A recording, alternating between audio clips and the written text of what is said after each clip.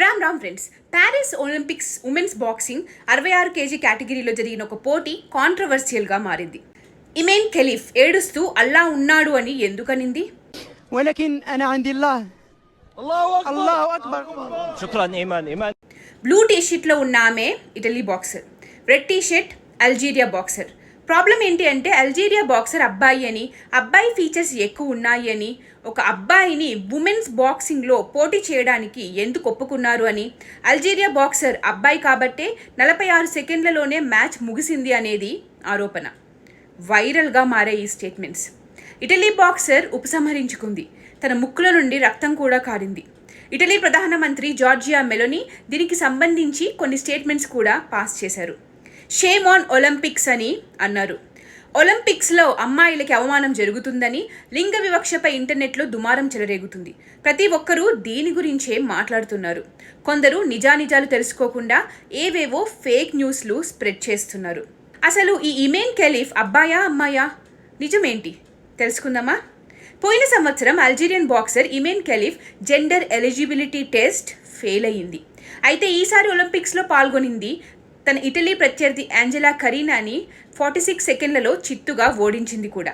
International Olympic committee world boxing ఛాంపియన్షిప్లో gender eligibility test fail అయిన ఇద్దరు బాక్సర్లను 2024 ప్యారిస్ ఒలింపిక్స్లో పాల్గొనడానికి అవకాశం ఇచ్చారు.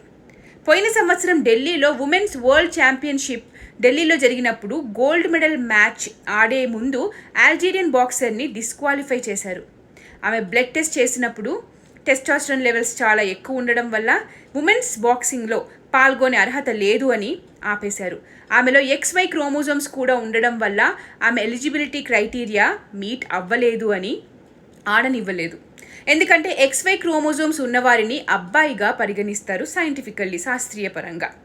టెస్టోస్టెరాన్ ఎక్కువ ఉంటే మొహం మీద గడ్డం రావటం, మీసాలు రావటం, బేసికల్లీ హెయిర్ ఎక్కువగా ఉంటుంది, గొంతు మొగ గొంతు అంటే మేల్ ఫీచర్స్ ఎక్కువగా ఉంటాయి, మజిల్ స్ట్రెంగ్త్ ఎక్కువగా ఉంటుంది, అంటే ఒక అబ్బాయిలా దృఢంగా ఉంటుంది. అంటే ఒక అమ్మాయిగా పుట్టిన ఈ హార్మోన్ ఎక్కువ ఉంటే అప్పుడు వాళ్ళల్లో కొన్ని అబ్బాయి లక్షణాలు కనిపిస్తాయి.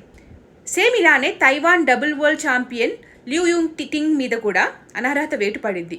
Umar Kremlev amateur boxing president Russian news agency టాస్కి ఈ ఇద్దరి బాక్సర్స్కి DNA టెస్ట్ చేస్తే XY క్రోమోజోమ్స్ ఉన్నాయని తెలిసాయని, అందుకే వాళ్ళు అనర్హులని చెప్పారు. XX క్రోమోజోమ్స్ ఉంటే అమ్మాయి, XY క్రోమోజోమ్స్ ఉంటే అబ్బాయి నిర్ధారిస్తారు. మరి ప్యారిస్ ఒలింపిక్స్లో మాత్రం వీళ్ళని ఎలా పాల్గొనడానికి అనుమతి ఇచ్చారు? ప్యారిస్ ఒలింపిక్స్లో బాక్సింగ్ పోటీలను ప్యారిస్ బాక్సింగ్ యూనిట్ ద్వారా నిర్వహించబడింది. వీళ్ళు ఏర్పరిచిన రూల్స్ ప్రకారం అల్జీరియా బాక్సర్కి అర్హత ఉంది అని, పాస్పోర్ట్ ప్రకారం తను అమ్మాయి కావడం వల్లే అనుమతి ఇచ్చామని చెప్తున్నారు. అంటే బ్లడ్ టెస్ట్ అలాంటివి ఏం చేయలేదు. ఈ ప్యారిస్ 2024 ఒలింపిక్స్ జెండర్ ఈక్వల్ ఒలింపిక్స్గా చెప్పారు. ఇదే మొదటిసారి ఇలా చేయడం. అంటే జెండర్ ఈక్వల్ ఒలింపిక్స్ అంటే అమ్మాయిలు సేమ్ శాతం పాల్గొంటారనమాట, ఈక్వల్ పర్సెంటేజెస్. ఎందుకంటే ఇప్పటి వరకు ఇన్నేళ్లలో జరిగిన ఏ ఒలింపిక్స్ చూసుకున్నా కూడా అబ్బాయిల సంఖ్య చాలా ఎక్కువ శాతం ఉండేది, కానీ ఇవి మాత్రం జెండర్ ఈక్వల్ ఒలింపిక్స్గా చెప్తున్నారు. సో మొత్తానికి ఇలా అల్జీరియన్ బాక్సర్కి ఆడడానికి అయితే అవకాశం వచ్చింది. అయితే మ్యాచ్ జరిగిన తరువాత Harry Potter author JK Rowling ఒక అబ్బాయి పబ్లిక్గా అందరి ముందు ఒక అమ్మాయిని కొడుతుంటే చూడడం ఎంటర్టైన్మెంటా అని అడిగారు. ఇది క్రీడ కాదు అని అన్నాడు. ఆడపిల్లలు ఆడే క్రీడల్లో అబ్బాయిలకి స్థానం లేదు అంటే అవును 100% అని ఎలాన్ మస్క్ కూడా కమెంట్ చేశాడు. ఎలాన్ మస్క్ కొడుకు కూడా అబ్బాయిలా పుట్టి నేను అమ్మాయిలా ఎందుకు మారకూడదు అని జెండర్ మారిపోయిన వ్యక్తే. ట్రంప్ కూడా అబ్బాయిలని ఆడవారి క్రీడలకి దూరం పెట్టండి అని అన్నారు. అయితే ఆ దేశ ప్రభుత్వాలు, తైవాన్ అల్జీరియా ప్రభుత్వాలు మాత్రం, ప్రజలు మాత్రం తైవాన్ అల్జీరియా బాక్సర్స్ని ఇలా అబ్బాయిలను అనడం కరెక్ట్ కాదు అని, ఇది హానికరమైన అనైతిక దాడి అని అన్నారు. నిజమేంటి? నిజంగా అల్జీరియన్ బాక్సర్ అందరూ అంటున్నట్టు అబ్బాయా, అమ్మాయా లేదా ట్రాన్స్జెండరా? ఇమేన్ ఖలీఫ్ అబ్బాయి కాదు, ట్రాన్స్జెండర్ అసలే కాదు. నెట్లో వచ్చే మిక్స్డ్ కామెంట్స్, పోస్టులు, న్యూస్ వల్ల జనాలకి ఏది నిజం ఏది అబద్ధం అర్థం కావట్లేదు. దీన్ని నేను సింపుల్గా చెప్తాను. మనం పుట్టగానే మన యొక్క లింగం ఏంటి అనేది చెప్తారు, అబ్బాయా అమ్మాయా అని. తర్వాత జెండర్ ఫ్లూయిడిటీ అనే కాన్సెప్ట్ వస్తుంది.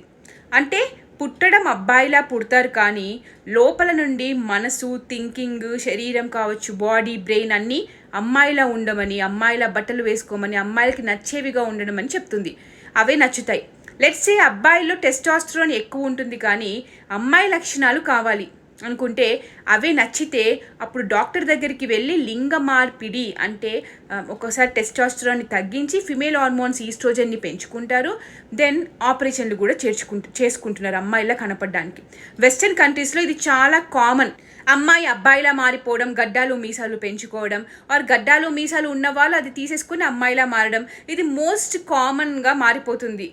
అంటే ఒక కల్చర్ లా వస్తుంది. సో ఇలా అబ్బాయిలా పుట్టి అమ్మాయిలా మారిపోయిన వారిని మనం ట్రాన్స్జెండర్ అని అంటాం. అలా అయిన వాళ్ళు ఇలా క్రీడల్లో పాల్గొని ఎన్నో మెడల్స్ గెలిచిన వారు కూడా లేకపోలేదు.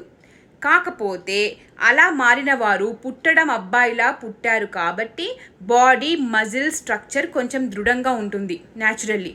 ఇలాంటి వారిని అమ్మాయిలతో సరి సమానంగా ఎలా ఆడనిస్తారు అనేది గోల.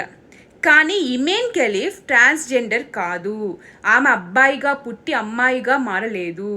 ఇలా అన్న వాళ్ళంతా సారీ, ఇది ఫేక్ న్యూస్, తప్పుడు ప్రచారం చేశాము అని, ఆమె ట్రాన్స్జెండర్ కాదు అని ఇప్పుడు ఒప్పుకుంటున్నారు. యూజువల్లీ కొందరి అథ్లెట్స్కి న్యాచురల్లీ టెస్టోస్టెరాన్ లెవెల్స్ కొంచెం అధికంగా ఉంటాయి, ఎక్కువగా ఉంటాయి. ఉదాహరణకి డ్యూటీ చండ్, ఈవిడ అమ్మాయే కాకపోతే కొంచెం టెస్టోస్టెరాన్ లెవెల్స్ ఎక్కువ ఉండడం వల్ల చాలా కాంపిటీషన్స్లో ఆమెని డిస్క్వాలిఫై చేశారు. క్యాస్టర్ సెమెన్యా, అన్నెట్ నెగేసా వీరందరూ కూడా అదే పరిస్థితి. ఇమేన్ కెలిఫ్ది కూడా ఇదే ప్రాబ్లం. అందుకే కొన్నిట్లో డిస్క్వాలిఫై చేశారు, టెస్టోస్టెరాన్ ఎక్కువగా ఉంది అని. ఒక బయలాజికల్ ఉమెన్ని, అమ్మాయిగా పుట్టిన ఆమెని అబ్బాయి అని, ట్రాన్స్జెండర్ అని నోటికి వచ్చినట్టు వాగుతున్నారు. సిగ్గుచేటు అని ఇమేన్కి మద్దతు ప్రకటిస్తూ ఎందరో వచ్చారు. అరే కొంచెం టెస్టోస్టెరాన్ ఎక్కువ ఉంటే అమ్మాయిని అబ్బాయిగా పరిగణించేస్తారా అని కొందరు తిడుతున్నారు. ఇదంతా జరిగినాక IOC ఇంటర్నేషనల్ ఒలింపిక్స్ కమిటీ మేము తప్పు చేయలేదు, మేము రూల్స్ ఫాలో అయ్యే వీళ్ళందరినీ ఆడనిచ్చాము అని నిర్ధారించారు. 2020 ఒలింపిక్స్లో ఇమేన్ కెలిఫ్ కెల్లీ హ్యారింగ్టన్ చేతిలో క్వార్టర్ ఫైనల్స్లో ఓడించినప్పుడు అబ్బాయి ఎలా ఓడిపోయాడు అని ఏ ఒక్కరూ ఎందుకు ప్రశ్నించలేదు అని కొందరు కామెంట్స్ పెడుతున్నారు. కాకపోతే ఈ ఫోటో షేర్ చేస్తూ ముస్లిమ్స్ అమ్మాయిలు హిజాబ్ ధరించాలి అని, ఇలానే ధరిస్తారు అని, కానీ ఇమేన్ ధరించలేదు అంటే అబ్బాయి అని అంటున్నారు మరికొందరు. తాజాగా తైవాన్ బాక్సర్ కూడా పోటీల్లో ఓడించింది, ఈమెది కూడా సేమ్ ఇష్యూ, మళ్ళీ అబ్బాయి వచ్చి అమ్మాయిని ఓడించింది అని అంటున్నారు.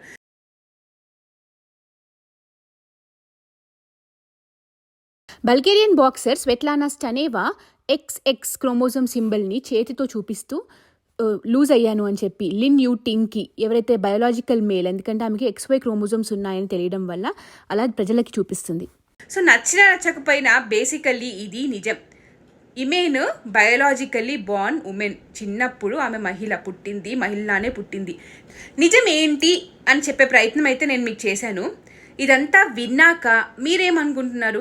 ఇలా మేల్ హార్మోన్స్ ఎక్కువ ఉండి, మగ లక్షణాలు ఎక్కువగా ఉండి, దృఢంగా అబ్బాయిలతో సరిసమానంగా ఉండే బయోలాజికల్ ఉమెన్గా పుట్టిన వారికి ప్రత్యేక క్రీడలు నిర్వహించాలా, లేదా ఇలాంటి వాళ్ళతోనే సమ ఉజ్జీలతో పోటీ పెడితే ఇలాంటి నష్టం జరగకుండా ఉంటుందా?